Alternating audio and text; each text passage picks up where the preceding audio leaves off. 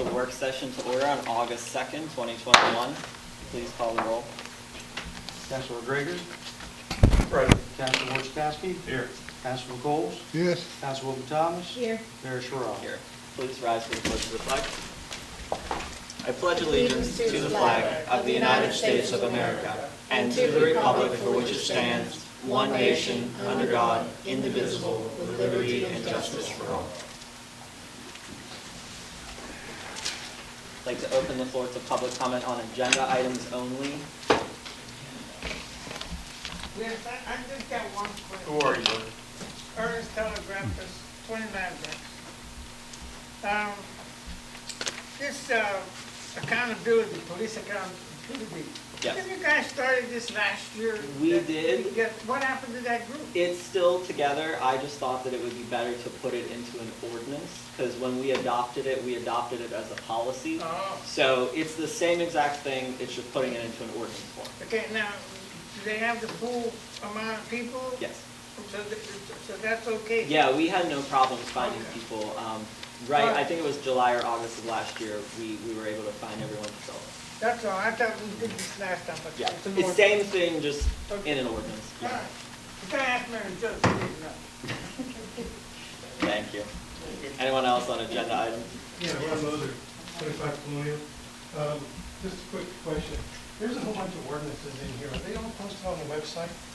They are not, but they were sent to the county law library office. Is there maybe any chance that you could just summarize these ordinances when you go through them? Yeah, I usually do that, but yeah, I can do that. Okay. Also, you had the 2019 audit in September. What about the 2020? Is there any chance that'll be there? They are working on it now, so I don't know if they gave it, John, did they give us a date on the 2020 audit yet? The completion, I know they're working on it. It will be done before October 1st. It'll be August, September to get it done. Okay. Thanks. All right, moving on to correspondence. The first public hearing for preparation of the fiscal year 2021 CDBG application will be held on Wednesday, August 4th, 2021 at 4 p.m. at City Hall. The advertisement appeared in the local newspaper on July 27th, 2021. And the Monessen Recreation Board June 28th, 2021 meeting minutes were submitted. Now, we're having a meeting for this 2021 CDBG. Are we gonna have a public meeting for the American Rescue Plan one, like everyone else is, so the public can come and give their suggestions too? So Tim has said before that there's very limited ways in way that we could spend that money. So it's likely going to go to any applicable bills that need to be paid off, if that qualifies. So there's very limited ways that we can spend that. Tim, do you want to, because I don't want to confuse it, and I know that the Treasury Department has changed from the original plans of what we can spend on. Yeah, no problem. So, yeah, there are those four categories that you can use your funds for. One of the primary categories that a lot of municipalities are looking at, they just kind of fill budget holes and to ease up some of their budget, is for revenue replacement. I did a preliminary run of the figures for Monessen from 2019 to 2020, and it looks like the city could use about $140,000 of its first disbursement just for revenue replacement from 2019, to 2020. So that would be, one use that you could potentially use that for, basically to fill that back into the general fund, so to provide for provision of government services. But then count over that, like I said, the council would have to discuss what they could specifically or would want to use that for. One is obviously stormwater projects, which the city obviously operates. General infrastructure, there's some exceptions there. There are some exceptions for hiring, depending on what the employment levels were for the city at the beginning of the pandemic, and then what they are currently. You can rehire up to whatever your pre-pandemic levels were. So that's another option. But like I said, I mean, there are limits on what that can be used for. And certainly, council could solicit public input on that, but everybody needs to keep in mind there's some significant limitations on what that can be used for, even in comparison to CDBG funding in some respects. So. Thank you. Yep. We received two applicants for the library board, which was advertised, I believe, a week or two ago. This is to fill Kathy Mathis's position. Many of you may know that Kathy was involved in the library for several decades, and her husband passed away unfortunately recently, and she's had health issues, so she hasn't been able to attend meetings. So the library board accepted her resignation, so that's freed up a position on the board. So we have 2 applicants, so if council either wants to hold an interview or contact them each individually, those applicants are Mark Galper and Lindsay Troilo. And then I also spoke with the current board president, Fred Natale, at the library about, and I spoke with Lois about this too, about giving Kathy the status of emeritus library board member, since she has been involved in the library for probably 40 or 50 years. So just as like a commemoration of what she's done for the library. So those 2 applicants are ready to go. So if council wants to contact them, their information is attached.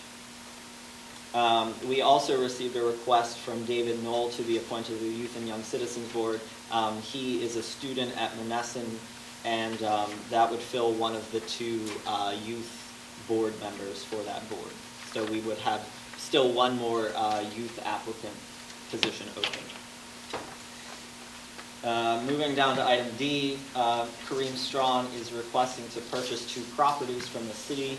Tax map number 2002060306, that's 930 McMahon Avenue, owned by the city, and 2002150192, and that is Perenni Boulevard. There's a parcel on the hill at the corner of Grand and Perenni, also owned by the city. And John has said that Kareem was planning to speak to the redevelopment authority on prices for the properties. Does anyone have anything on that? Matt, Yeah.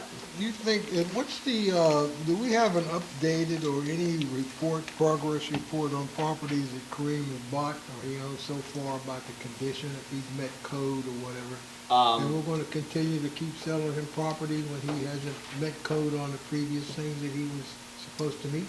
I don't have a report. We could ask him for a report for sure. I know that I believe he completed the one on Donner, but I don't know that he's started the one on 6th Street yet. And in talking with the solicitor, I think that we need to keep in mind that we don't want to encourage property speculation, and we have turned other people away for not completing their other properties yet. So we'll want to get a progress report from him. I don't know if the solicitor has anything to add to that. I guess the question is, what's the current status of the other properties that have been purchased? Was that what the question was? Yeah. Mm-hmm. Yeah. So, I mean, and that's an appropriate question. So, obviously, one of the reasons that the city sells these properties and works cooperatively with the redevelopment authority to get them in private hands is not only to put them back on the tax rolls, but also for them to be actually developed effectively. So you do want to periodically follow up with the people that have been purchasing these properties to make sure they're developing them as they indicated they were doing, whether that's a side yard, if they're keeping them maintained, if they're purchasing the property to develop into a business, if they're fixing it up to code, those sorts of things. I mean, that is appropriate to make sure that that's being done. Especially before more properties get transferred, because that is very important for the city as part of that ongoing project, just to tackle blame. Yeah, and there are some other people too that I think that we should also follow up with to see where their progress is with these properties, especially ones that bought them like towards the end of last year, beginning of this year. Kind of see like, have they cleaned things up, where they are with the process. Yeah.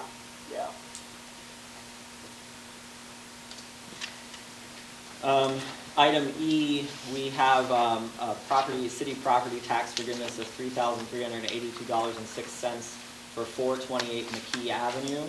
Tax map number 2002030367. The developer agreement has been signed and a copy of the new deed has been received. I believe that is a formerly vacant house that people are planning to renovate. So that'll be another one cleaned up hopefully in the near future. So just to comment on this one, Uh-huh. was this one where council had previously approved the developer's agreement? No, because this one went from a private owner to someone else. So we have to Okay, so- approve the developer Yeah, agreement exactly. along with So I the was taxes. gonna say, so the motion should be to approve the developer's agreement and then to authorize exoneration upon completion of the requirements in the developer's agreement. Yeah.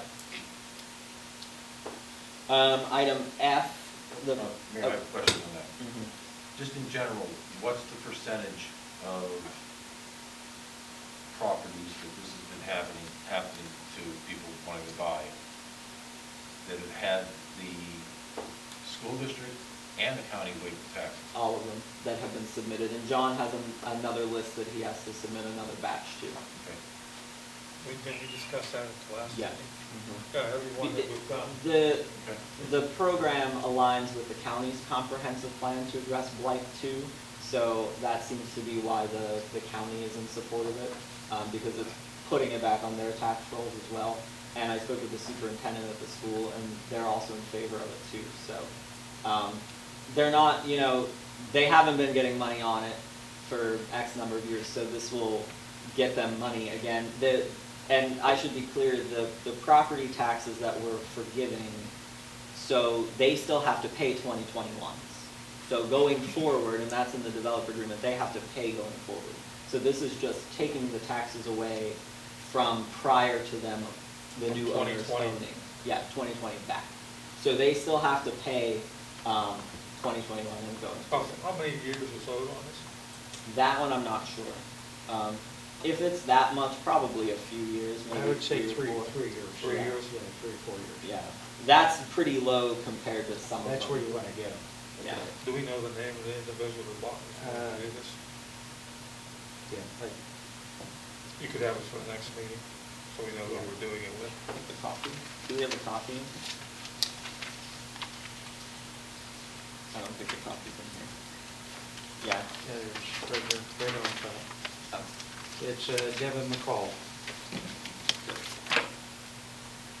Yeah, and the house And that, so just because I know a reminder on that too, just a comment quickly on that.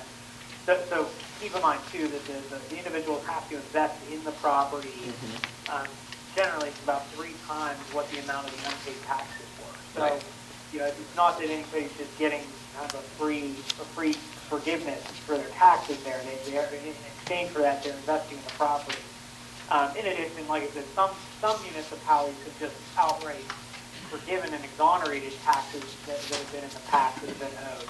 I think Tarentum Borough recently had gone through a process where they just basically wiped out all the delinquent taxes for properties going backward. This is, like I said, taking one step more where it's actually requiring people to go through the process of investing and reinvesting in the property. So just I want to always point that out so we don't lose sight of that, because that's a requirement as well as a benefit to tackling blight once again. So you're saying if someone is exonerated $10,000, they have to spend about $30,000 back into the house? Yeah, that's correct, yeah. And they know this ahead of time? it's in the agreement, yeah. And the chances of that happening are almost none. That's what Because by the time you get to 10,000, that house is shot. But for some of Right. for some of the lower ones, that's why you want to catch it Right, sooner, because, you can do 10. right, if we forgive $3,000 worth of taxes in You this wanna spend case, at least they nine. have to put $10,000 into it. When you do pipes and a roof, like, you're gonna get there. Roof and running $5,000. Yeah, that's the big chunk of it. So instead of them paying the back taxes, so in some of these properties, you had back taxes of $60,000+, Oh, I know. and some of the houses are brick. Case in point, 9th and Braddock, there's this beautiful orange brick house. There's like $25,000 in back taxes. It makes more sense because we're never gonna see that money anyway, it makes more sense to forgive them and get them to commit to renovating it.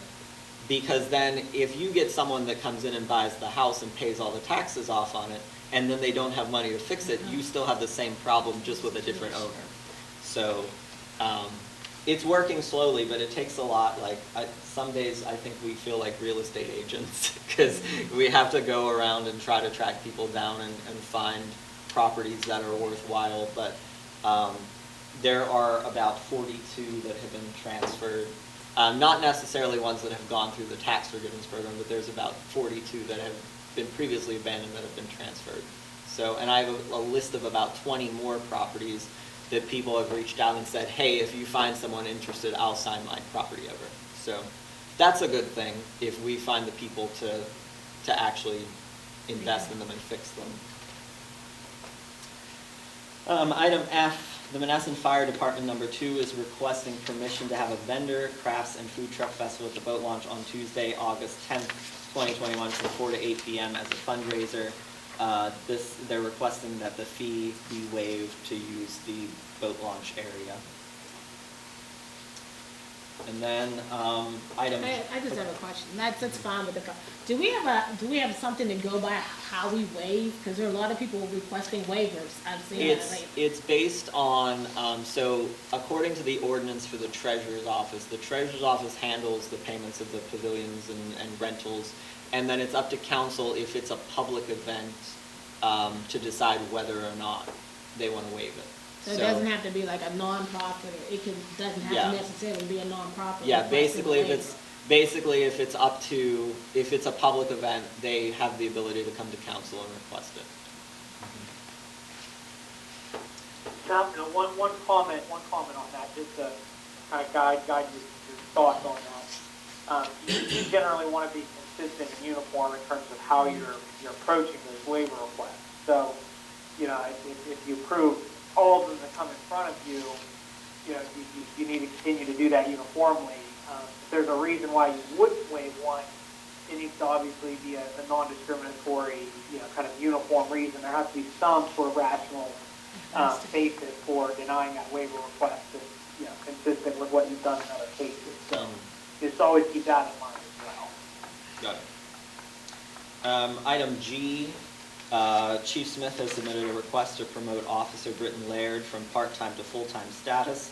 We have one officer off on extended period for about 6 to 8 months on a non-work-related injury, and vacations are reducing the availability of officers. And I would just like to note that they've taken overtime down from several $1,000s to about $1,000 or so. Last I checked anyway, so $7,000 from I think maybe 20 or so. So it's come down significantly because they have more flexibility with this current schedule, and they like to be able to keep it that way so that they don't drive overtime costs up again. Is this going to be a permanent? Yes. So you're basically you're adding another full-time police officer, even after the other guy comes back? Yeah. Do we budget for that? Because now we're talking benefits and everything now. Yeah, I haven't looked at the budget line item, but I'm bringing this request to council. If we pay for it in wages, or either basically we pay for it in wages, or we pay one for way it or the in other, we're going to overtime. have to pay for it. Yeah. If we don't bring this guy on full-time, we're going to end up paying. We don't want to see the overtime go up again. So What did we pay last year in overtime? I don't remember, but I could get that for you. Did you have that for next Yeah. week's meeting? It was a couple tens of thousands of dollars, and then from November till now, I remember the chief saying they brought it down significantly. 7,000 sticks in my head for some reason. Well, So it may be cost-effective to bring this guy on board full-time. I would just be curious between the contrast of overtime versus salary and benefits. Well, for us to make that determination, then we need to know exactly how much overtime there is right now, one, and two, what's the cost of bringing him on full-time? Yeah. That's what I asked him for. Yeah. And I did ask Chief Smith to include the overtime information on the police reports so that we can see that too. So it should be on this month's police report, but I will remind him. We'll be able to get it for next week. Yeah, just what he would make as far as his salary or wages plus the benefits versus the overtime cost that would be incurred. And if he goes full-time, does that mean hire another part-time? He didn't say that, so That's that I something don't we know. might wanna check today. My assumption would be yes. That's what yeah, we might wanna check into that. I It believe, only makes sense to. I believe we have 2 or 3, him included, part-time Okay. at the moment. I think it's 3. Item H, discussion concerning property transfers from the city to the redevelopment authority of the city of Monessen. There's 3 parts to this. So the first part, I've gotten some complaints from people wanting properties, and this is on multiple instances over the last few months, and I received another one on Friday. They're either not having phone calls returned to them, or they're interested in buying particular properties and they're trying to be dissuaded from buying those properties based on the opinions of members of the redevelopment authority as to What do whether you or mean not. dissuaded? To say, okay, don't look at this one, look at another one. It's Basically, very, I spoke with the solicitor on it, it's a very fine line. Just like the city has to have specific reasons to deny selling property to people, so does the redevelopment authority, and the opinion of a condition of a property is not a reason to deny someone to buy it. I spoke with one of the members about it the other day, and I said, if someone's interested in a property, you sell it to them, and then it's our job to make sure that this particular property is a house on 2nd Street that has a hole in the roof. The interested party said that they could fix it. They're not concerned about the hole in the roof. So if they don't fix it, then we go after them, just like any other property. And then... This was voted on by the... No, I think Redevelopment. someone was just inquiring about the properties. So they called down here at the city the other day. Well, they actually then haven't been turned down by the redevelopment authority? They haven't been turned down, they've been attempted to be dissuaded from properties, so. Well, as long as the redevelopment authority follows through and sells the property. Yeah, that's why I'm bringing this up, and also, the other part, there's been, over the last year or so, our vacant lot selling, is it $200, is it $400, is it $500? If there's going to be a flat fee, there also has to be a reason what the cost is of a particular lot that's selling, because that's also a fine line. So if it's they're selling them for different prices? Yes. I thought it was $400. I thought it was and went to 500. I thought it was 500. So if it's What was 500, the lowest? I thought it was 5 too. yeah. So if it's 500, it's 500. Someone's been getting lots cheaper than 500? Someone bought one for $200. In the past, people bought them for $400, but then they raised it to $500, which is fine. So then that has to be the case across the board. Have we ever been notified in writing about what No. the price is? Not that unless John has, I've not been. Can I say something? Mm-hmm. The $200 lot is a 22-foot wide lot.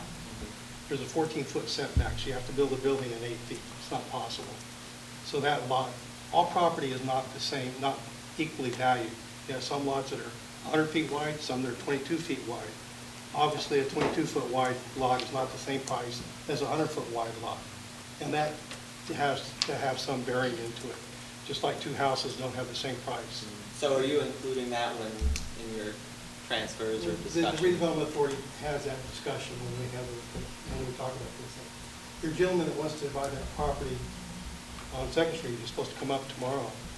And we've been way more than happy, but we do have to have a meeting with all the people before we can do business. Right. So I did arrange to talk to at least 3 or 4 of the people for tomorrow, so we can conclude that pretty quickly. And then There are a few, though, that we've never received the contact information, that have never been to our meeting, and we're sitting on property that we would love to get rid of. And are some of those, because this goes into my next point, are some of those some of the empty lots that we've transferred to you? Yes. Okay. Yes. That was my third part. and we have no way of getting hold of the people.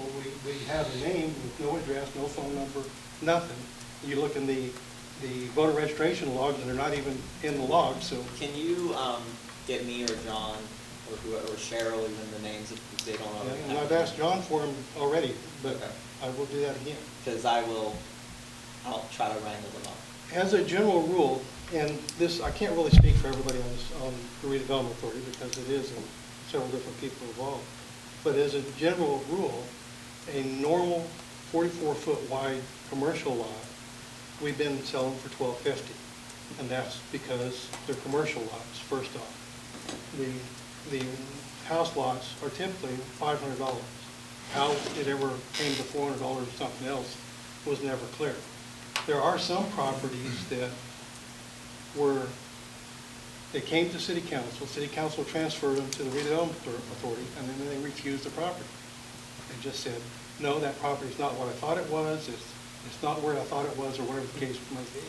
So we end up being stuck with some property too that really doesn't do us any good because we have to mow it, we have to do all different kinds of things. So somehow or other we need to close that loop a little bit, make sure that we talk to the people before we accept the transfer and make sure they're really going to buy it. Right. Yeah, I think one of them is on Is that Borinsky? Laird. He turned down 2 properties on Motherwell for Browder. Yeah, something like that. Laird, I think it was. Yeah, Yeah. did you say you didn't have enough money or something like that, or? You know, I think he was concerned about the taxes, and I worked it all out, and it was something like $125 a year for taxes, and he thought that was too much. Yeah. Yeah, I would think they'd be down around $60 or so. Well, it was 3 lots, or 2 lots or something. Oh, total 3 Yeah, lots. it's like $30 a lot or something. Oh, it was cheap. Yeah. Yeah, because he wanted 5 lots, and then he only took 3, I think, and then 2 he said he didn't want to buy. He ended up buying none of them, but yeah. None of them yet. No. Matt, he's speaking of general rules. Isn't it a general rule that the redevelopment authority conduct their business in city property, on city property? That's a question for Tim. Yeah, but that's a general, he's speaking of general rules. Wouldn't that be what it used to be? Tim, What made it configure your bill. change? Could you rephrase that question? The question didn't come across super clearly. I think he's asking if redevelopment authorities should be conducting their meetings on city property. That's the way that I'm. As a thinking. general rule, it used to be that way. Redevelopment authority, they should be conducting their meetings on city property. Yeah, that's what he's asking. Okay. So, I mean, the answer's kind of complicated. So the redevelopment authority, obviously, is a governmental body. The preference and the recommendation of the Office of Open Records is that any public body, any governmental body, hold their meetings at a public facility, just because it typically eliminates ADA compliance issues, accommodation issues. Everybody feels generally more welcome there. There's no concerns about, negative influences because of location, things like that. It's not uncommon for redevelopment authorities to meet in the facilities of the municipality that they are affiliated with. Some redevelopment authorities have their own offices, specifically designated as redevelopment authority offices. So, it all depends on what facilities that redevelopment authority or any governmental body has available to it. But the general recommendation, like I said, from the Office of Open Records, is to meet at some sort of a public building, a public government facility, just so it eliminates a lot of concerns or addresses a lot of concerns or assuages a lot of concerns that some people might raise about the location of everything. The only reason why we're not meeting here was twice we came here and we couldn't get in the building. Nobody was there to open the building. We couldn't get there. I was not aware of that. You made a formal request for this? We had a scheduled meeting. And we had no You're not way- answering the question. Did you make a formal request? We had a formal meeting that, yes. You're still not Well, if answering you'd the like to question. meet here, you're more than welcome to. Okay. So Well, just actually, let us know, and we'll arrange to have it over. Third Tuesday of When you said you had these 2 meetings and nobody was here, what year was this? when we started, first meeting we held at Buzzy's place, and we moved it over to my office. What year I don't was it? remember. It was And a you couple, said- 3 years ago. How many? 2 or 3 years ago, I don't 2 or know. 3 years ago. You haven't contacted the city since 2020, 2019. You just, If you You want should have your meetings if you want to here. have them here, That'd be great. you're more than welcome to. Should've Just been let having John here in the know past. or I, so that we can arrange to have the doors Third open. Tuesday of each month at 6 o'clock. We appreciate the building is open, all requests. Okay. See, the conspiracies that go on in this city, they all happen in his building. If you'd like to have it, we'll have the building open so you can meet in here. Perfect. All right. Those were my three-part questions for redevelopment authority. Item I, Westmoreland County Assessment Office has issued an assessment change form dated 7/16/2021 to reduce the discount amount to $499.37 on tax map number 2002-150120, and we owe them a refund of $587.24. John, do you have any more info on this? That's it. This is the old by George up by Hilltop. Yes. Item J, the 2019 audit will be presented by McClure & Wolf to the public at the September 14th, 2021 council meeting. They are delayed in when they can come, so September is the soonest, but the audit is complete. As soon as I resolve some technical difficulties with the website, it will be posted on there, but there is a PDF format with the city clerk and city administrator. And just of note, and I informed council of this, there was over 160 adjusting entries that needed to be made, totaling $1.9 million. Can I say something about that? If you look at those, in fact, I spent some time studying those adjustments. The third octet in the account number that they have appears to be the type of account it is, whether it's an income, expense, liability, or an asset or whatever. What they were apparently doing was moving it from one account number in the same category to another. What that would do is basically clean up the income statement, amongst other things. It did not move any money from a liability to an asset or vice versa. So all it was just renaming the funds. And it's interesting to me, I've been involved with lots of different audits, both in business and looking at city audits. Auditors are the most type A personality you can possibly run into. They're anal compulsive by design, I think. They got to have it this way. If you took the same audit to another one, they would do the same thing a different way. They would audit, move funds around and under different classifications. But it doesn't change the net result at all in the end. The other issue, and I'm sure if Cheryl were here, she could go into fuller detail, there were journal postings that did not occur in the fourth quarter at all. But there were some issues there with the city administrator at the time not having the time, unfortunately, to do that. Yeah, that's not uncommon either. Whoa, that's not true. Things should be posted Three, when a it quarter, happens. not posting a quarter, that's not unusual? Listen, let me finish what I was saying. It's not uncommon what actually happened, because there were very few intermixed transactions that happened on. What actually typically happens when that occurs is somebody comes running in here and says, I need a check for this. They write out the check, and it doesn't get put into the QuickBooks. Or they put it in the QuickBooks twice, and so forth. That happens in So business someone all the wasn't time. doing their job, is what you're saying.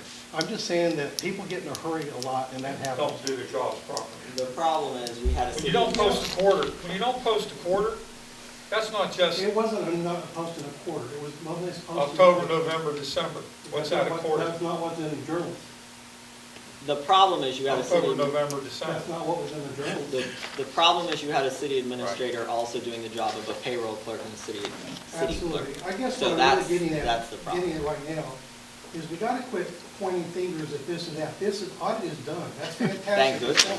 goodness. It shouldn't have taken this long. It shouldn't have taken this long, but it's done.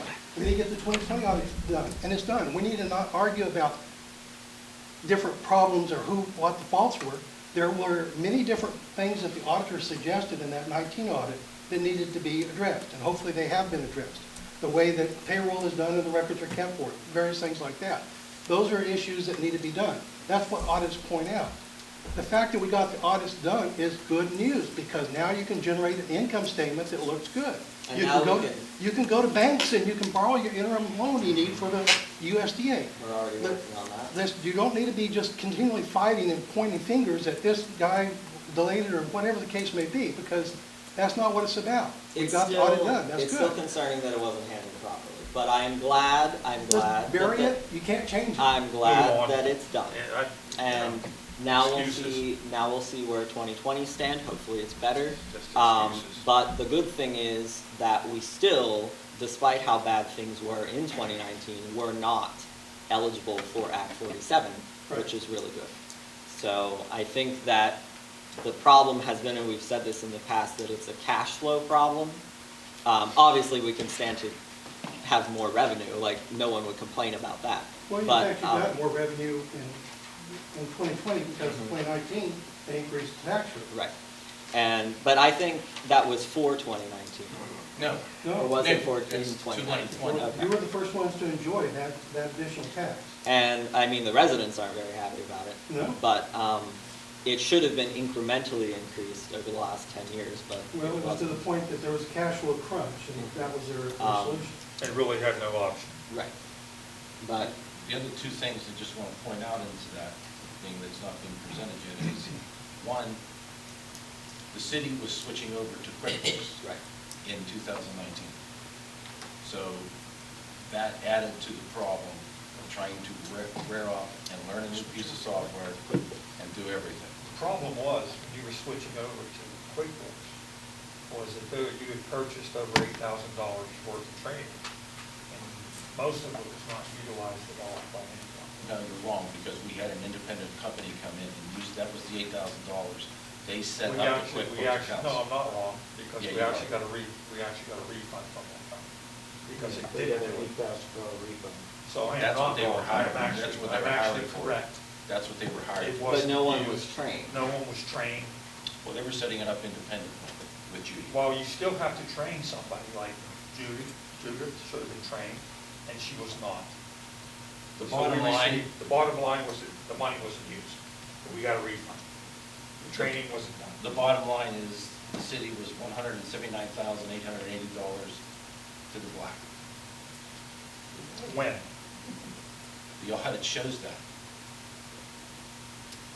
I'm sorry, you can't, you gonna dispute the audit now? No, I'm not disputing the audit, I'm not disputing it at all. That's But I am- what but I it am- was. But I am gonna tell you that there was $656,000 unpaid bills. Again, the auditors, at the end of the day, showed the city $179,880 in the black. And if the bills were paid, we would have not been in the black. The bills were not paid. Well, whether really. It doesn't matter, it's just, you know, we can John- sit here and go back and forth. It's- John, where are we That's with what the the audit payment report of those bills right now for 2019? Well, those were supposed to be paid a long time ago, John said. He publicly said he paid those. John didn't say that. John said we would pay $200,000 one year, 200 and some odd thousand the second year, and 200 some the third year. But because I probably won't be here next year, we're gonna have everything paid off by September of this year. That's what I said. So what's still left over from 2019, may I ask? $43,000 today. For 43,000. what? May I ask, for what? For pension, Okay. $43,000. Everything else is paid for 19. And every bill is paid up through the end of July. So what carried over from 19 then? Originally? Yes. Pension, garbage, refuse authority, and healthcare. And then there were a bunch of small unpaid bills as well, There but was those like wouldn't be. $100,000 of small bills. You had refuse, in 3 months, it was over $160,000. Pension was over $210,000, and the health care was close to $200,000. It was $656,000 total. So you'd be happy to provide those statements like I've asked in the past, so we can look those over? They're here, you come and see them. No, I asked them to get sent to me. You can't come in. I work. So do I. You work in town, I don't. Well, they're here. You want to see them, come on in. Why can't we get a copy of them? Electronically, we should be able to, just like the financials. It says in the Sunshine Act, says if they're available in print, you will receive them in print. We are not to reinvent it and send it electronically. Come in and see it. You can look at all the files. You go through every file, take them out, put them down. Yeah, I know you asked for the treasury. Treasury books will not go out of this building. They have to stay in the They're not allowed, that's by law, they're not allowed. No, he asked for the monthly financials. Excuse me. That's the statements from the bank. Did the statements from the bank not come electronically? How much money were you requested to send in? I asked the question first. Are they available electronically from the bank? How much were you requested to send in order to get the copies? I don't have to send anything in. I'm a council person. You filed a right to know request. It's just Because like you wouldn't anyone answer else. my other emails. He told you to come in. And I said, I can't. Please send them to me electronically. Tim, I'm sure if you made arrangements to come in, he would meet you. can I ask, Tim, can you please expound on that? So here's the thing. So city officials, they need to have access to city information, right? So if there's a request and it's a reasonable request and it's something that the city has and can provide, it's not something that's not available, or that there's an incredible amount of effort in order to generate it or obtain it or prepare it or get copies of it, then it should generally be provided to city council members, particularly if it's something that would be also available to the general public for right to know requests. Now, right to know requests, or like I said, a very specific kind of request that's regulated by the right to know law. So, there are certain documents that are open to not just city council members, but the general public as well, during that right to know request. With a right to know request, the city is only required to provide copies of those documents, essentially in the form in which they keep those records. So, if the city keeps records in electronic form, it needs to provide them in electronic form. And if it's in electronic form, there's no cost for doing that, assuming there's no extra duplication efforts or kind of weird fees associated with that. If it's not kept in electronic form, or isn't reasonably attainable in electronic form, then paper copies can be provided. But there is, if it's a right to know request, there is a 25-cent per page fee, a maximum of 25 cents per page. Obviously, there's some differences for different size pages and color, ink, and whatnot. But then that is paid through a right to know request for those copies. But once again, council members, like city officials, should have access to any records that can easily be provided to them, as long as it's a reasonable request. Right to know request, that extends not only to council members, but the general public as well.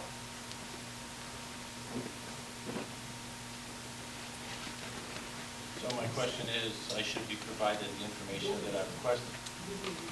As long as it's reasonable, yeah. Well, financials every month, and is reasonable because that should be something to put away. Every month. All you have to do is read the treasurer's report you get every month. I wanted a breakdown, It is, it's broke down by whatever check was written. line items. Well, it That's is. what you get every month. That's what you get every month. You can't figure that out, I asked for what I asked for, and you get it every month. so why can't it be provided for me? It is, every month. You get it every month in the treasurer's report. And the Can't you bill read it? payment. This is why we can't get along down here.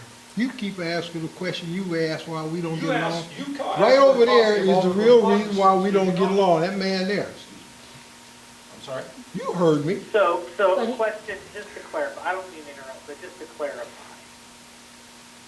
The sheet of bills is handed out at each meeting. Are those totals, or are those each one of the bills, each one of the invoices is paid? So for example, if there are two checks that are written, because there's two separate invoices for a vendor that's listed on that sheet, are they listed separately, or are they consolidated for purposes of that sheet and only shown under one line item, or one line? John, do you know that answer? I would imagine. I feel like that's a Cheryl question. I have a hard time hearing. He asked if there, so in the payment of bills, like the line items, if there's like two payments to a vendor, is it consolidated into one line item No. as the total, or is it They're separate. individual? They're on the last page, It's where you separate. asked the questions about the charges, they're right there. We don't get like two So- bills from so WEC because and consolidated into the- one bill, No, one payment? No, Is Multiple, essentially, every I mean, entry there's is only different. one We can't hear it, Tim. check for every one of those every entry is bills, separate. only on those lines on there. That's essentially a breakdown of the general ledger, where it's every disbursement that was made from the general fund or whichever account it specifically relates to. Is that correct? Correct, yes. Okay.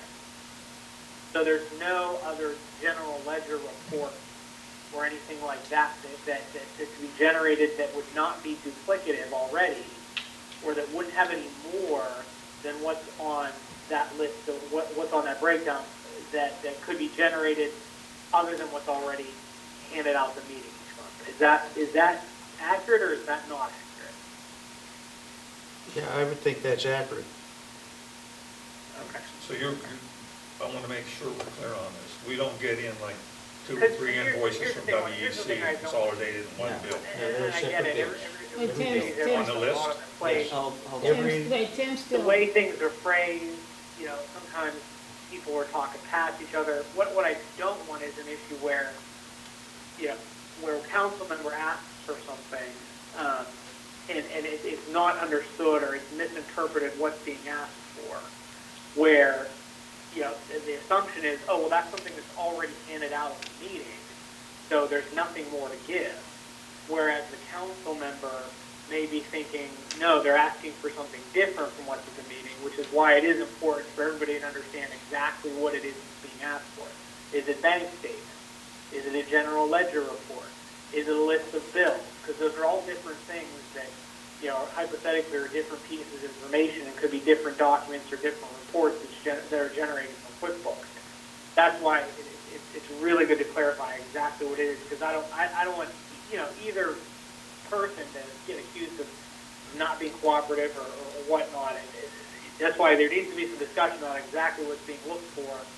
Everybody knows, and everybody knows, okay, is that the same thing that's handed out each month at the meeting or not, But Tim, but what is wrong with him asking? So say, for instance, he wanted the last 6 months, and if he just decided he wanted to go back and look at this, he'd have to dig back in 6 months worth of notes and that we have in documents. It'd be a lot quicker and easier to just ask for the 6 months because they're on their computer, they can pre-print it right out.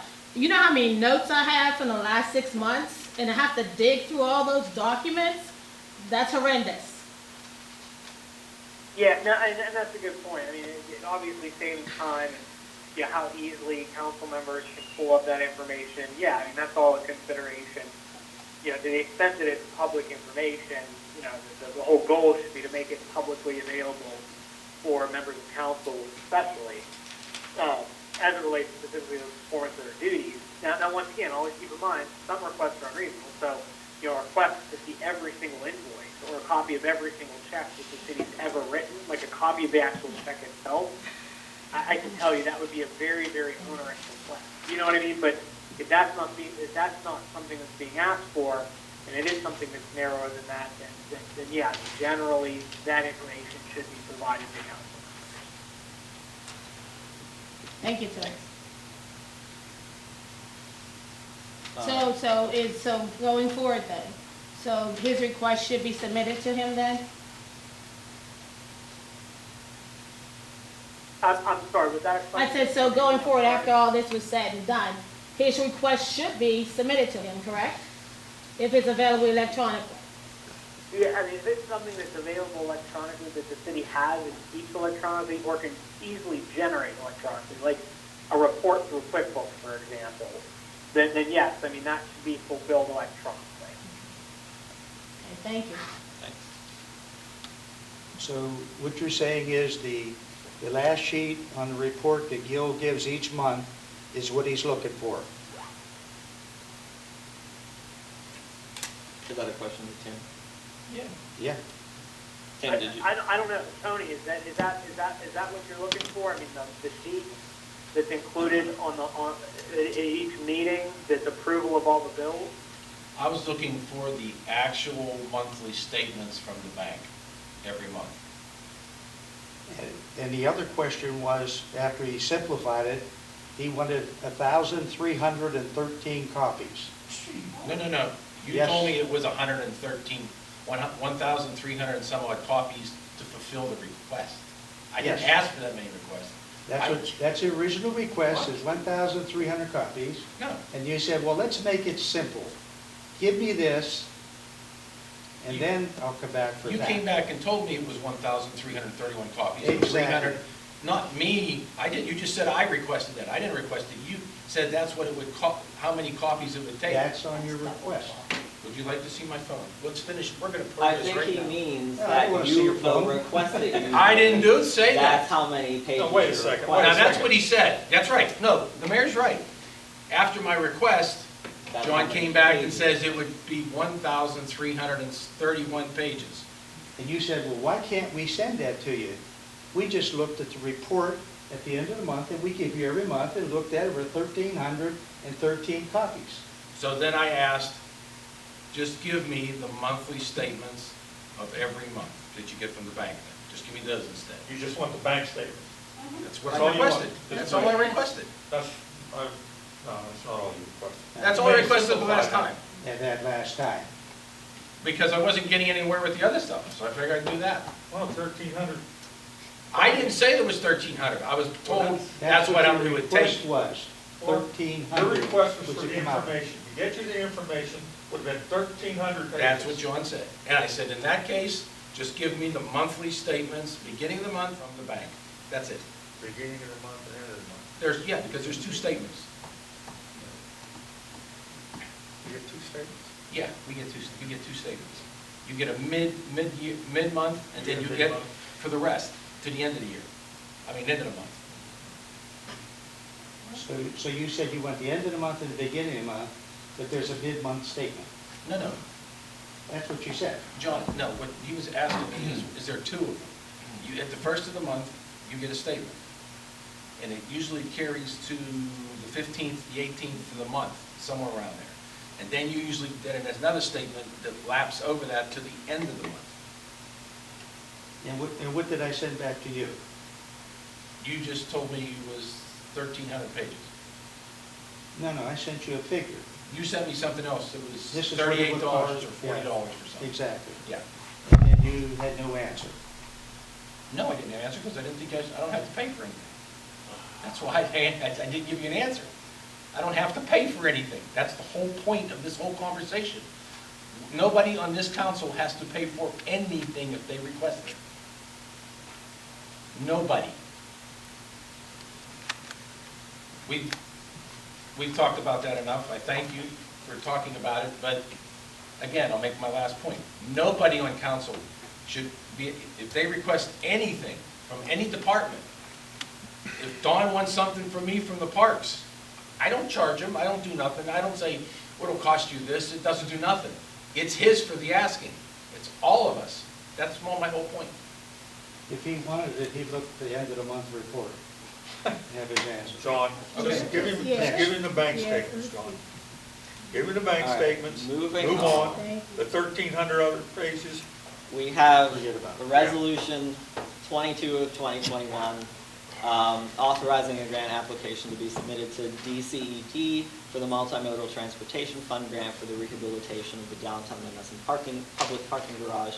I emailed council on this the other day.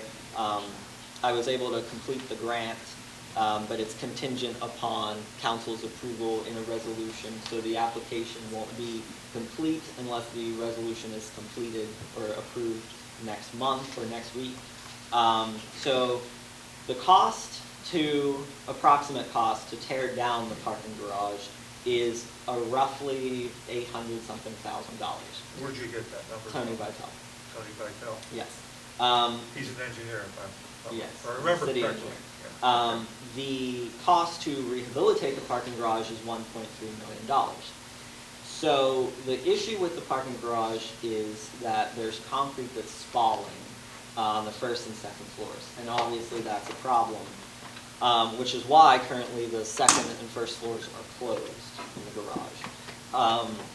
We don't want concrete falling on someone. So this grant There is a match requirement for the grant, but I was able to find a federal grant with no match that would be eligible to cover the match of this grant. So the match, I believe, is $360,000, and the grant itself is $910,000. Since it's a multimodal grant, you have to find like other means of transportation to tie into it.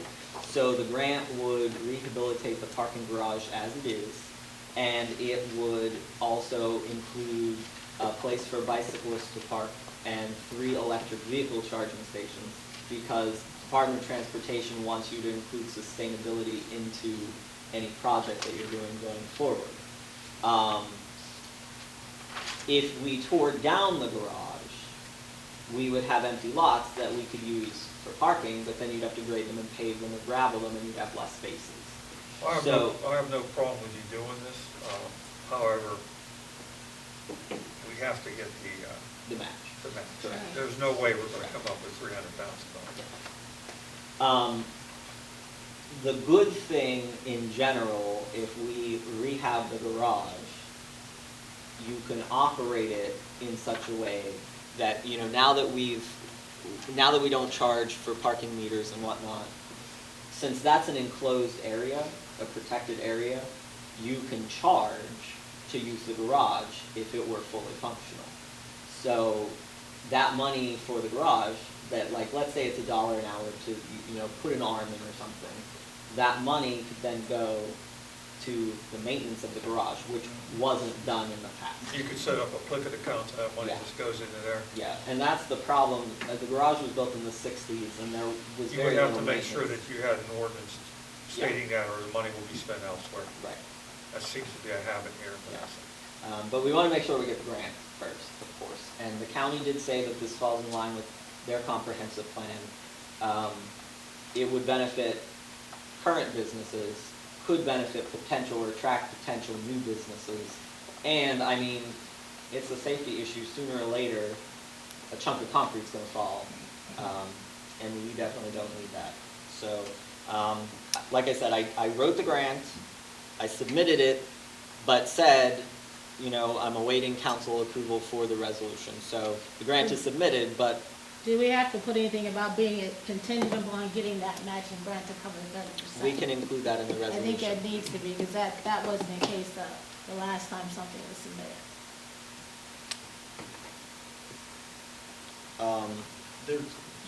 Again, my question, Mayor, was where are you going to get 300,000? I told you I found a federal grant that I'm writing, and I'm going to leverage my contacts in the Department of Transportation in DC to try to get the funding. And I think he just said he'll include, because I said the only way this could even go through is it's only contingent upon the city not having to put any money towards that. Yeah. That grant has to pay for the 30% that the city would have to be responsible, but the city cannot. So he has Right. to get that grant, or else this will not go through. Right. We obviously don't have. This has to be written $300,000 this needs to be written that way. And But it was written that way before. Right, and that's that why I didn't told him it happen. has to be written this way. So my only concern is that happened before, and it still went through. well, I will include it, and I mean, we take the chance on concrete falling on someone's head and killing someone for a property that we own. So, The only reason we're asking that to be included, Matt, it's not that this is not a good idea.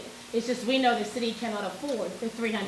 Well, that's $360,000. why I said initially in the email I sent, Right. I found a federal grant that has no match that would qualify Right, and I to be this understand that. match. I just, So- I think it should be included Yeah. in that. And I could even put the specific grant in the language if I need to.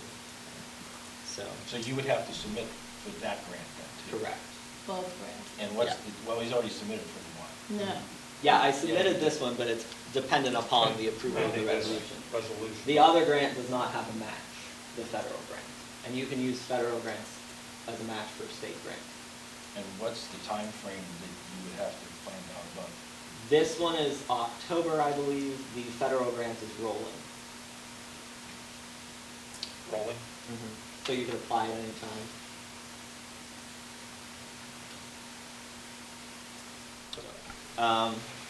Item L, we'll have the final reading of ordinance 1239. establishing certain rules and regulations regarding dogs, cats, and other domestic, non-domestic animals, rules and regulations regarding keeping of dogs and cats in the city, rules and regulations of certain exotic animals, and establishing penalties and enforcement regulations, and providing for an effective date. And I also, because there's some confusion, want to explain that currently, the current ordinance is that you are only allowed 2 dogs.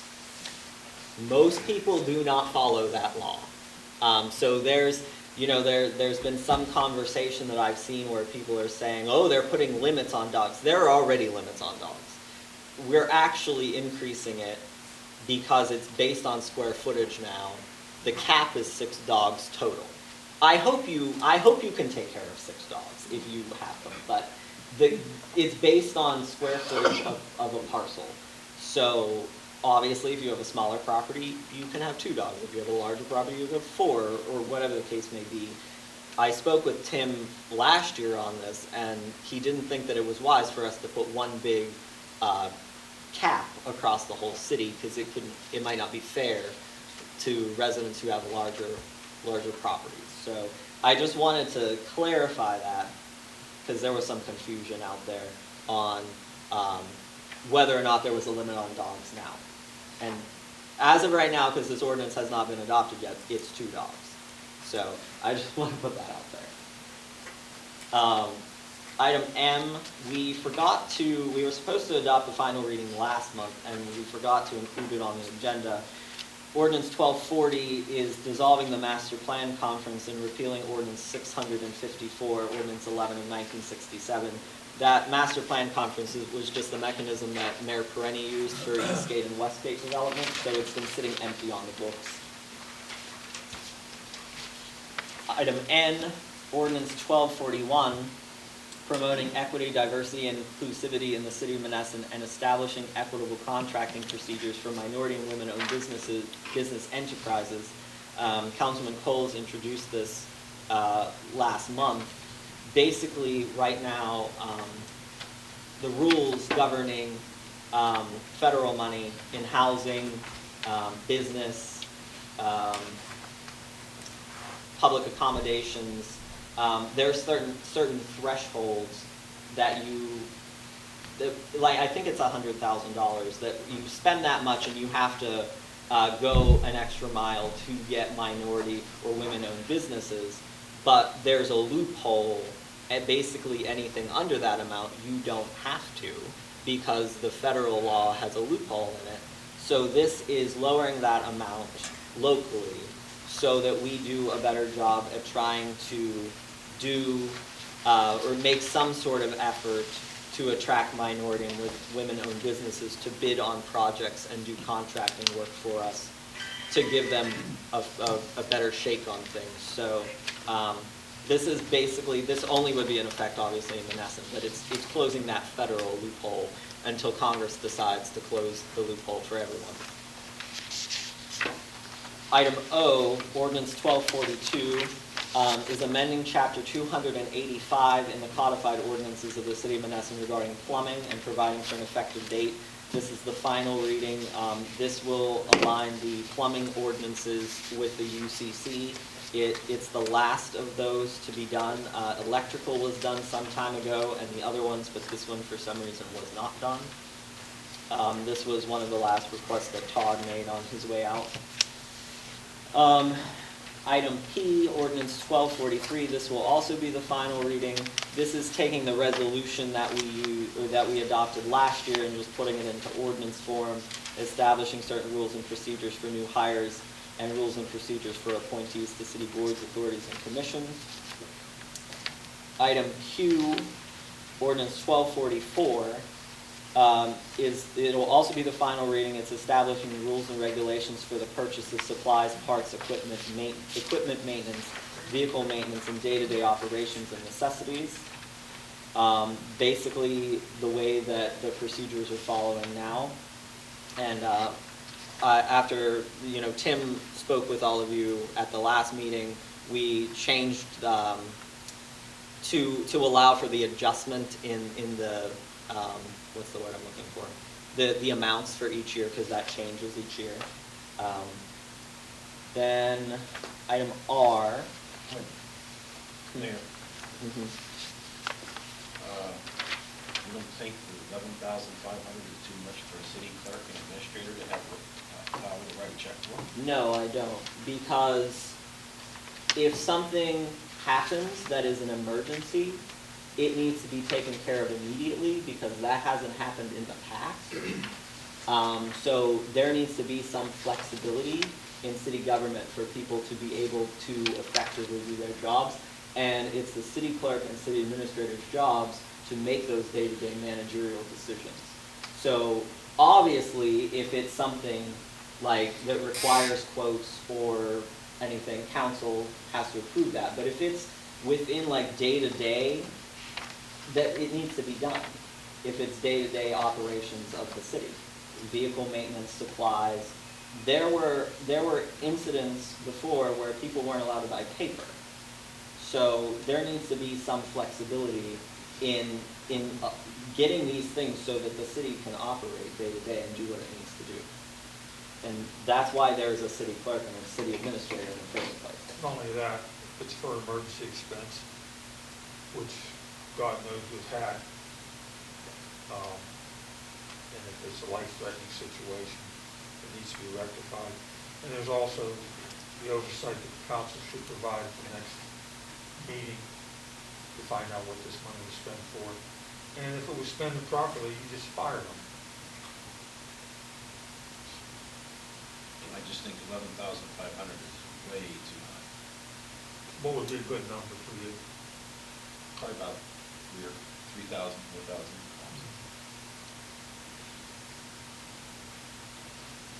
I think that's a little bit low myself, but. Tim, and since you've been working with several municipalities, is there usually a set, like an average amount that most of the municipalities allow the city administrator and clerk to spend in emergency cases without council approval, just on an average? Yeah, that is a good question. So, typically there is an amount, and it varies. I mean, I've seen it as low as $500, which, I think is pretty low. Right. I've been in municipalities that hasn't been increased in some time. And then I've seen in other situations where it's several $1,000s. Right. That's typically the range that I've seen myself. Now, obviously, in some municipalities, especially in larger municipalities, that number increases significantly just because of the scope of the purchases that are being made. But in the municipalities I work, it generally runs anywhere from $500 to several $1,000s. So if we knock that down to say maybe 5, is that unreasonable? No, I mean, that's not inconsistent with what other municipalities similar in size. But I was going to say similar to our size. Yeah. Okay, so knocking it down to 5 would be more comparable for the size that we are, correct? Yeah, I would say that that's comparable. The number What do you say about that? Is it the $13,000 number that's in there right now? Yeah, it's like 11.5 or something. 11.5. Or 11, Under I'm 11. sorry, thank Yeah. you, 11.5. Yeah, so that number is just a threshold number for, under normal bidding or public procurement rules. That's the very first threshold for when you need to start getting quotes. Right, Now, that's that's what I not in the thought. third-class city code, but that's, in other forms of municipal government, and school districts and authorities and whatnot, that's the very first threshold. So I think that's why that was a placeholder for that in that ordinance. But certainly, like you answer your question again, no, absolutely. I mean, 5,000 would not be atypical for a community the size of Monessen. Okay. I would be more comfortable with 8. I would be willing to lower it to 8. Because the situation, for example, So if we get into an emergency situation and it's $10,000, say like a big hole opens up in the Well, that's road. different, Don. That's Excuse me? different, Dottie. No, that's not different. It's an emergency situation. But that's why we have Tim. We have a solicitor here for this very fact. And that's fine. And that's what we're paying him And that's for. fine, and his recommendation Right. was that would be fine if it was $5,000. I just know he has more experience in these situations than I do. He might. That's why we have him.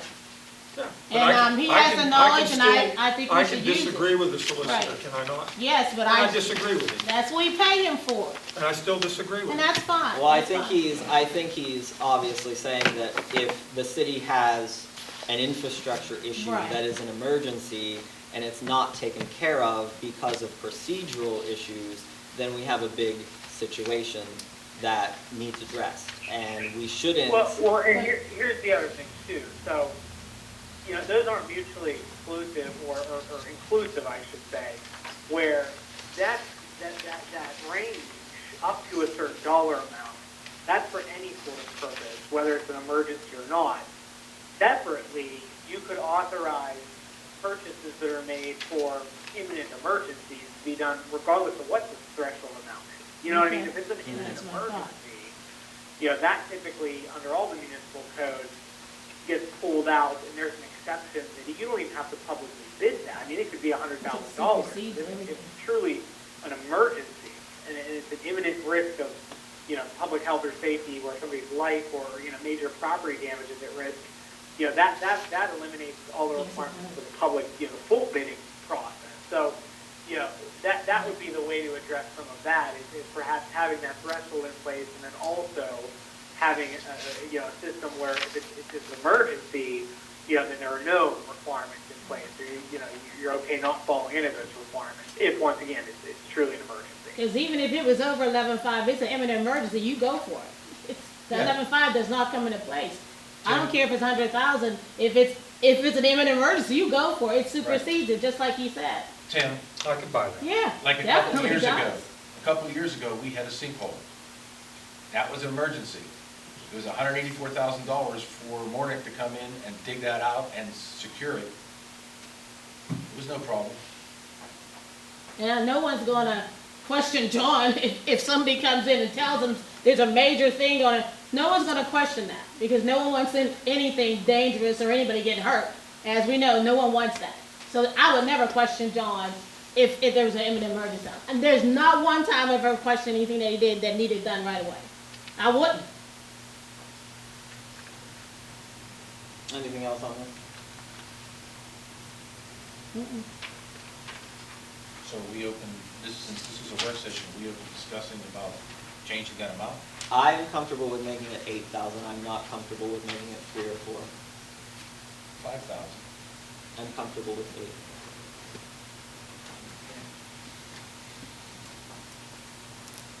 Anyone else? I just don't want to see another situation where there's an incident when something didn't get fixed when it could have gotten fixed. I don't think 8's unreasonable. 8, I'm Lowest comfortable with 8. 8. I'll settle for 8. I'll go for 8. Okay.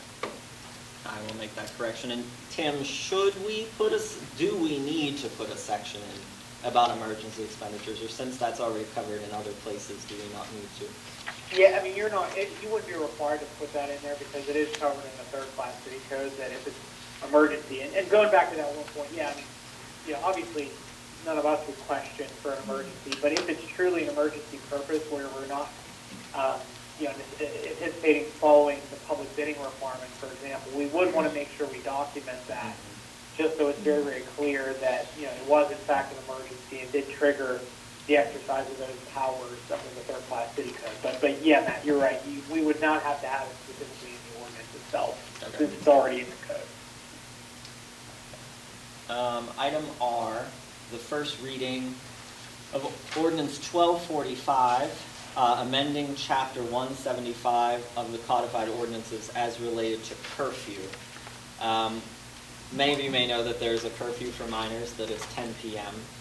We've been seeing an increased amount of incidents that are going to escalate into dangerous situations if we do not address it, and it's in a couple parts of the city. There's a loophole in the curfew ordinance at the moment where public sidewalks and rights-of-way do not count. Only public streets count.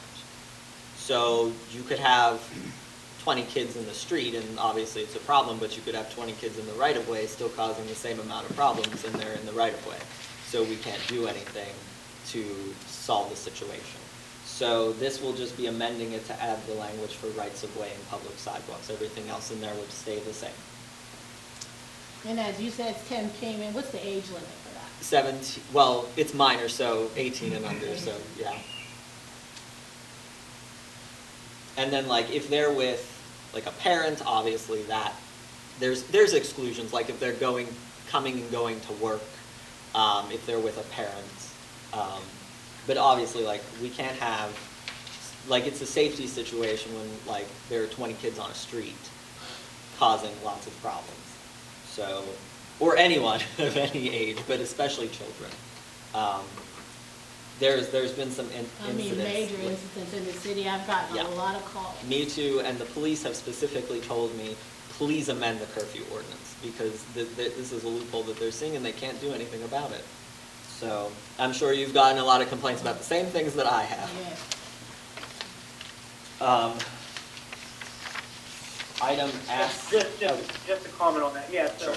these curfew ordinances across the country, there's all sorts of interesting constitutional questions that are raised about curfew ordinances and whatnot, and I think Matt did a real good job of incorporating in some of the exemption and exclusionary language to address a lot of those constitutional concerns. So every so often there are new cases that come out that kind of hone in exactly what the limitations are in curfew ordinances, but I think this amendment is a good one, and on its face, it doesn't run afoul of any of the constitutional issues. So I just wanted to give you guys that for peace of mind too, because sometimes there are concerns about curfew ordinances that get raised. Thank you. Next, item S. What is the, sorry. what is, for violations, what is the, I kept the violations the same in the amendment. these are in ours? Yeah. All right, I'll review it. Yeah, and honestly, I think I only included the sections that change in this copy. So if you just go to general code, so if you go to the city website and click on Codified Ordinances, it'll come up, and there's a search bar. So if you just search curfew, you'll pull up the whole chapter, and it has all of that in there. Item S, the first reading of ordinance 1246, and Ernie asked about this earlier, but this is just basically ratifying the establishment of the Accountability and Internal Affairs Board. So it's just putting the policy that we adopted in place last year into an ordinance form. I thought that would be better, just so that the board, 10 years from now, doesn't just disappear because there's just a policy and there's no ordinance. Because, you know, if you adopt a policy, then, like, for so many years you'll remember that it's there, and then, like, it's real easy just to forget that it was adopted. So putting it into ordinance, I think, will be better. And then it's a formal board as well.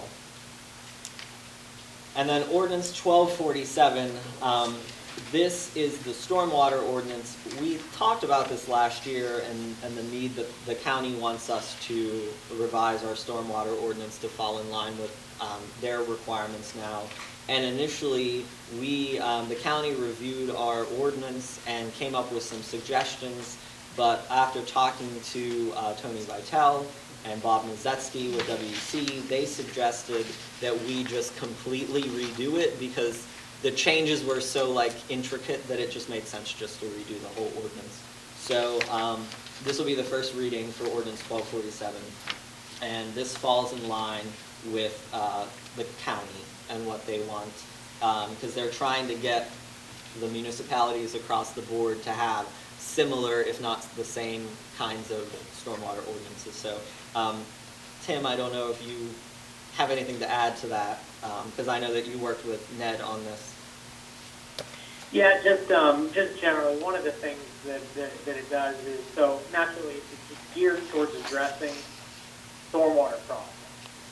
So in particular, what it's looking is that whenever there is some sort of a, work being done in town, a project or, improvement or development, it makes sure that there are plans in place that address the stormwater issues that could be raised by that project or that development or that improvement. So it doesn't, create another stormwater problem or exacerbate an existing stormwater problem. So it's not without some sort of extra steps, and administratively, the city would have to, handle those extra steps and process those applications. But it is intended to address the stormwater ordinances, and like Matt said, a lot of municipalities across the county are updating their stormwater management plans and their ordinances, specifically at their request of WCD. And like I said, this is just the one that was recommended for the city with the engineer's comments in mind integrated as well. Thanks. And then the last item, a discussion on what council would like to fund with the fiscal year 2021 CDBG grant. Walt needs decisions by Friday, August 13th. And obviously we have to formalize that next week. There are a couple houses that the city owns that are collapsing, so I would suggest, especially since we own them, we demolish them. But other than that, I don't really have any specifics, so if you guys, I know Lois, I think you sent John a while ago a couple houses that you noticed were really bad. Well, that's the people, they sent me the addresses, Yeah, I and think so I forwarded them to Joe. Locust. Yeah, they were on Locust, but they were forwarded to. I know he has a running Yeah, he list does of have a properties. Are there any suggestions on a street or streets? I know, we talked about this over about a year and a half ago, about the other part of McKee. It's been over a year now, no one said anything about that. We have $100,000 still set for McKee. We're just waiting for the gas company to do their job and take that port, and then we'll have $100,000 to do the rest of it. So that we do Yeah, have so that. it's still in because there, Everyone's yeah. still asking me, I said, it's supposed to get done. I know that they didn't want to do it until the pipes Yeah, were 'cause they're done. gonna tear it up. and Right, then- right. So that is still there. They have a So- hole in front of yeah, my yeah, house it's right still now. there. Okay. I have a question. Is there any chance, for like the last couple of years, the young kids have been trying to ask about that second court at 9th Street being resurfaced? Tony Vitale gave it an estimate. It doesn't cost much at all to resurface those two courts. It's under $30,000 for the two courts and a water We fountain. could definitely do that with CDBG. Right, I know, it's in there, and they've been asking, and there's Yeah. not much for kids to do anyway, but they play on that, but what happens is, you got the larger kids, if you got the two courts, the younger kids can be playing on one, but they get pushed off all the time, because, of course, the big kids are gonna run them off. That, they need that, it's been years, and that's been like, they need that extra court done. I would really, I would support that for sure. They definitely need that done. 'Cause we didn't get It's that- huge, that park is, yeah, we didn't get that other right, that grant, other and thing, and there- it's very minimal cost. I think what we should do though is, and this is a conversation with Tony Vitale Right, too, right. and if it doesn't cost too much more, we need to address that erosion runoff, onto off the court Yeah, the too, runoff so, from the top of yeah. that hill, right. Maybe a French drain would solve it, I don't know, but. Tony's done, he's done Lights would be several, wonderful. he's done several, him and Ned, they've done it. So the cost is there, they've had the markup for a long time, Yeah. they're just waiting, Yep. waiting. Yeah, and I've had some people have approached me too about them, like people who have moved and become somewhat successful said that they would be interested in possibly helping to raise money to go towards any other projects in Right Ninth down Street there Park after too, once so, that's done, yeah. That would be good. Because he even said like a water fountain is under 5,000. And so that's simple too, because if you go down there, you put the water fountain there, that's gonna stop a lot of people bringing the water bottles down there because it ends up on the ground. And then we have to, I know part of it was we have to fix that curb Right. for ADA Right, compliance. to go into it, right. It's minimal cost, it'll take very little from what's left there. Yeah. If it's 182, it'll take it down to what, 150 at the most, it'd be even less than 30,000 to do that. So you still got a lot to work with. I thought it was 70,000. No, I think that's no. for the whole thing. That was for the whole thing. project, yeah, Yeah. we're just talking about resurfacing the two courts and a water fountain, Yeah. Yeah, I mean, you could do parks projects with Right. that, so. Mhm. That would be good. What about repairing the water damage at the Hilltop Fire Station where that brick's being pushed out? Would that be eligible for CDBG money? I don't know.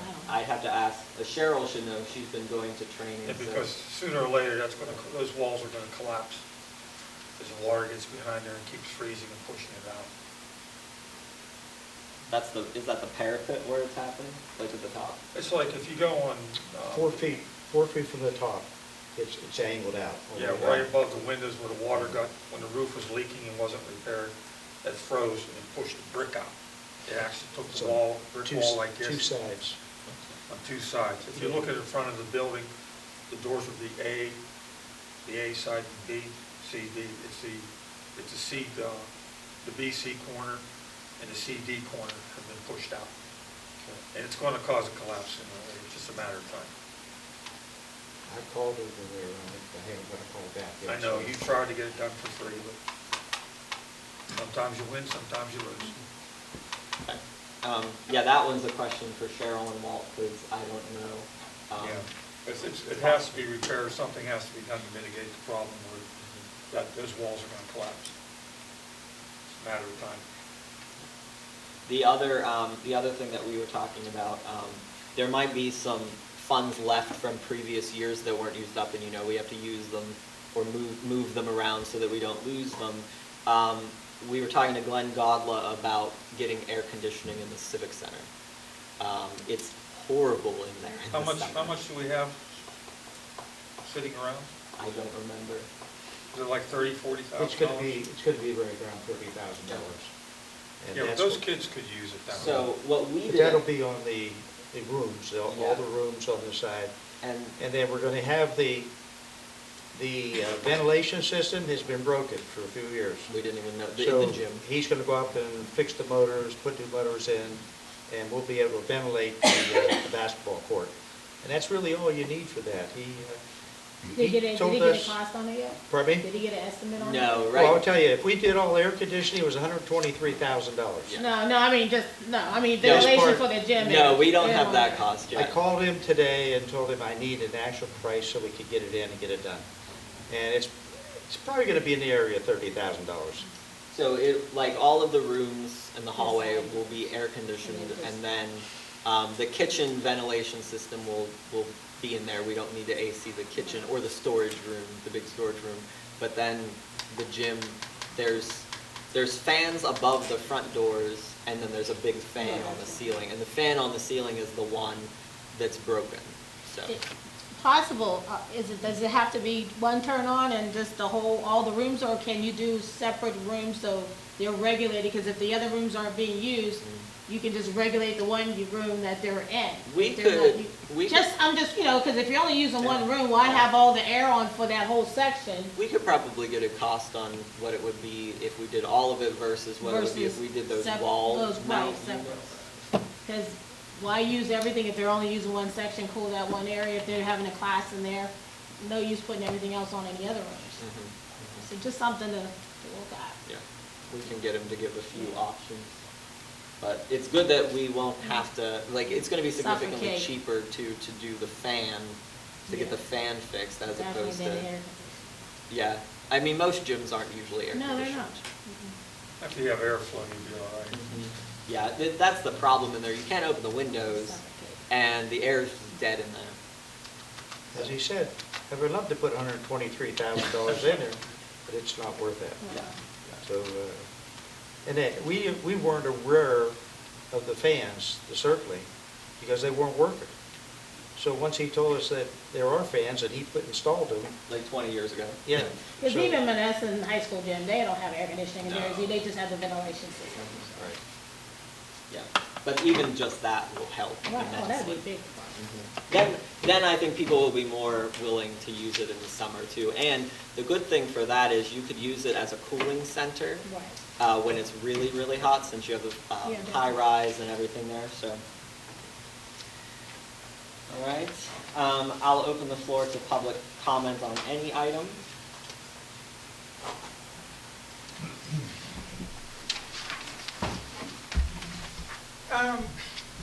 Ernie Telegraph was putting on right. When I was out there collecting signatures, I come across a lot of people, and they feel like the council does not cater to the basic domestic duties of what local government, like the streets. And they showed me some of the streets. They were terrible, okay? And I know that you guys started now, after going up to the project at CD Park. Yeah, it's a patch job, but they fixed that. But I've been on 6 other streets, and this one party, husband and wife said, for 6 years we were complaining, they haven't touched it. The second concern is taxes. At least 9 families told me they'll move out of Monessen if the taxes go up, okay? Because this is, you guys are spending the money as if it's somebody else's money. In this case, it's the city residents' money. Now, I know you guys want to do good, but when she says the park needs 30,000 there, air conditioning another 30, that all adds up. You're looking at $500,000. When we're working with a local government with finite revenue, okay, you got to start prioritizing where we're going to spend the money and when. You guys don't have a guide like that. I just want to finish it. I'm not saying this for my own. I'm just telling you what I learned just going out to try to collect signatures. And the problem is this. They see that the government units, they get what they want. You know, the police get their bundle. The firemen get their bundle, they get this wave, that wave, this wave, and everybody's saying, nobody's waiving my personal debt that I carry for my household and for my family. So, I hope the council does not function how we're going to finance government goodies. We got to look at the people who are paying for all this, okay? Now, where are we on collecting money from businesses? Again, I've been saying this for 8 years. There are 8 businesses along the riverbank that are paying less than people who got private residential. And nobody's doing nothing about it. Then the other thing is this. You keep talking about why there's an emergency, we need people, this and that. Listen, in the private sector, people get paid salary. They have to come out and perform. Otherwise, they lose their job. But it seems like when it comes to the government sector, we gotta like handle them with kid gloves to them and pamper them to some extent. I'm gonna tell you this. There was one guy here, right now, present in front of me. He learned from the private sector like I did. But and they take care of them like a baby. So I'm just saying this. We got to look at where are we? We're a finite local government with finite resources. You got to have a list of priorities, okay? You make a list. What do we have to do this month, next quarter, next year? Put it all in writing and protect it. But I don't want to hear like, oh, I know 5 or 6 people, they want a dog and cat park at the city. Oh, what's that? Again, I told you. If you want to represent the city, the people who are paying, put it on the website. If you get 100 people to say yes, then do it. But if you get 5, 6, 8 people, just throw it in the trash. Because if you guys are going to function just by answering who you know, you're not representing the city. That's my take on it. And then this is the last thing I want to say. Vitale says it takes $800,000 to knock down that bridge. I'm willing to bet I could find $600,000 or even $500,000. Did anyone get a second bid or a third bid? I want to know why we restricted to one person. It's not a bid, it's an estimate. Yeah, that's right. Did you get another estimate? Yeah, no, because I don't believe it should be demolished because we will it lose doesn't money in the long matter. term. Okay, I'm not saying it has to be demolished. I'm saying if you're going to modernize it, like you said, or demolish it, get 3 bids. Well, the demolition is just... The thing is, you guys are trying to finagle getting state and federal aid based on one estimate. Why is that? You why have to write a grant Yeah, okay. and have figures to back it Yeah, up. one figure. And That's all then you got. when you get the money, You only got one send figure it back. out to bid. Listen, I'm We not need just an blaming estimate. you. Yes. The whole city has this as a history. We go to the same people, the same contractors, and then we got to bleed our residents to pay for something based on one source. We need estimates to write grants. Yeah, And is anybody also, looking to get the sources? I asked the city engineer for an Well, estimate. that's one guy. Can the you get city somebody engineer. else? Yeah, Ernie. And I also wanted to May I? touch on. May I? You get the grant, okay? You still gotta go out and get 3 bids. You don't, you get the grant money, we got money to fix Euclid, we still went out and got 3 bids. Okay, so you're gonna get 3 bids for Yeah, that garage? But the Okay, initial. the way you presented Yeah, it, I thought well, we were so- all No, resting he's on my writing a account. grant and Yeah. he needs some numbers to to base BS him with. okay? Yeah, I just hope we don't sit on those numbers and then But we have it can't. as a given. We legally can't. We have to go out, it would have to go out for bid. And then I also wanted to add, with the CDBG funds, where we were talking about the park and everything, the city can only use 30% of that money for road paving. There are 165 roads total in the city, totaling about I know, there's a lot of 43 roads. miles. Out of those roads, about 35 of them need paved immediately. So yes, we need road paving money. And we're limited in where we can spend CDBG money.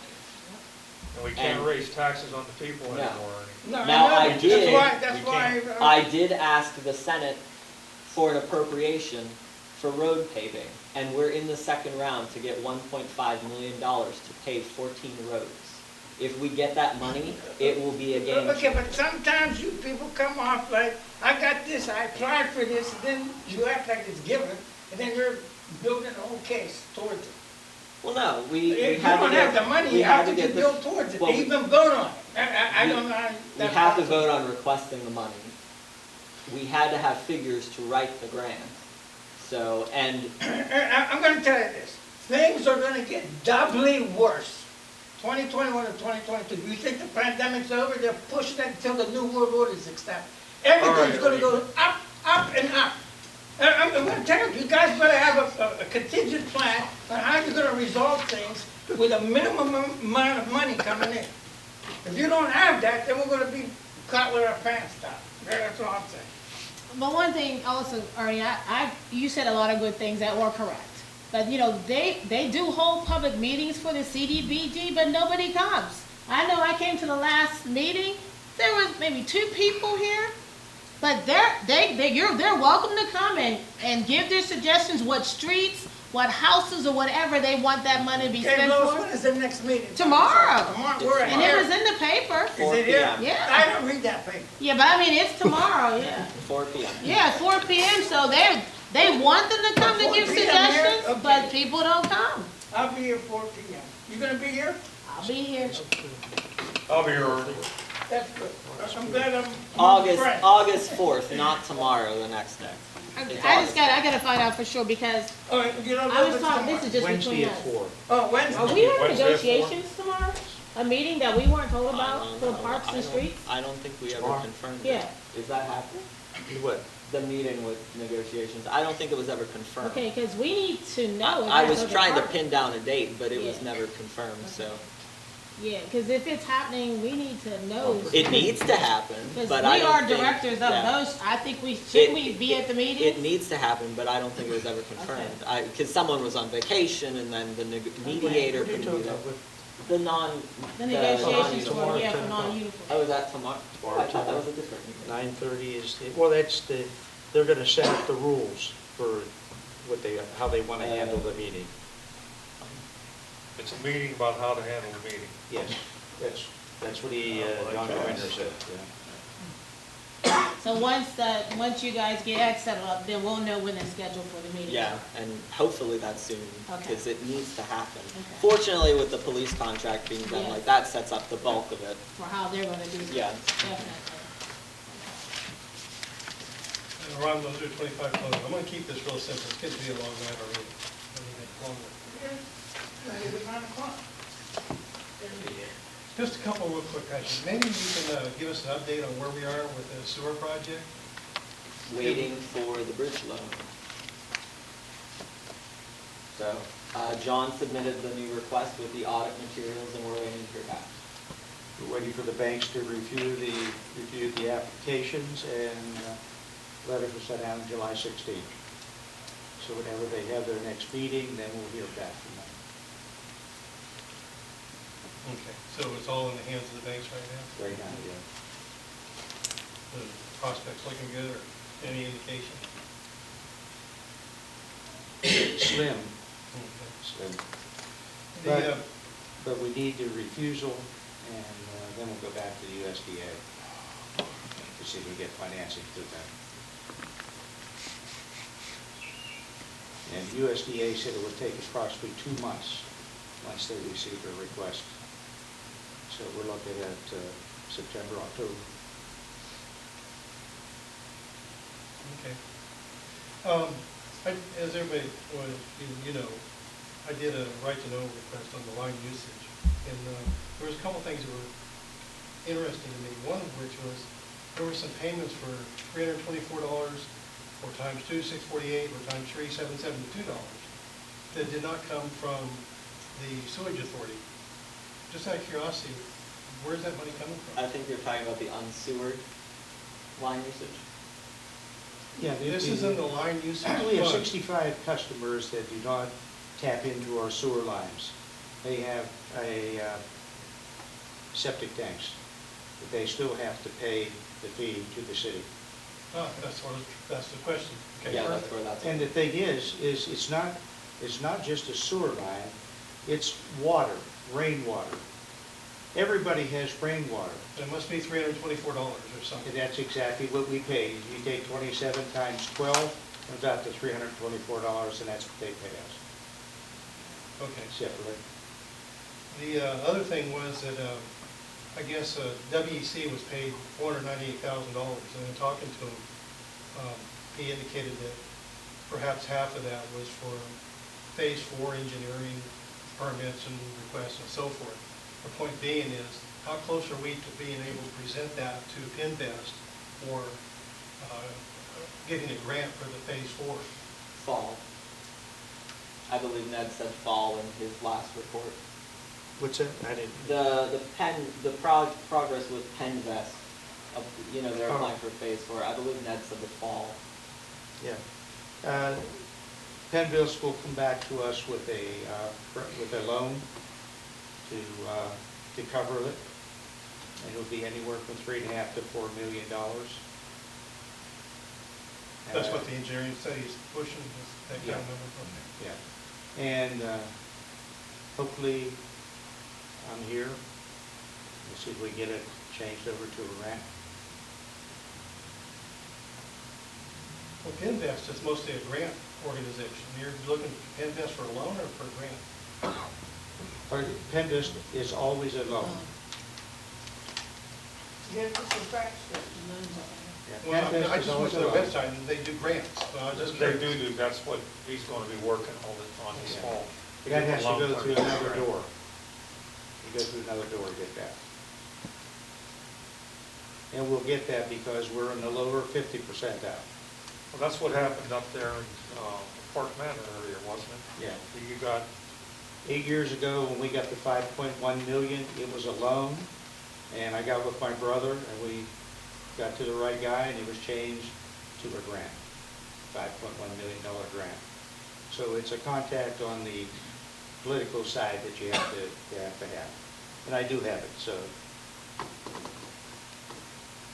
hopefully it'll work out the same way. Yeah, because either way, we're going to have to get them fixed. Yeah, it's critical. And people are paying it, so let's do it. Absolutely. All right, thank you. Anyone else? Move to adjourn at 8:45. Thank you.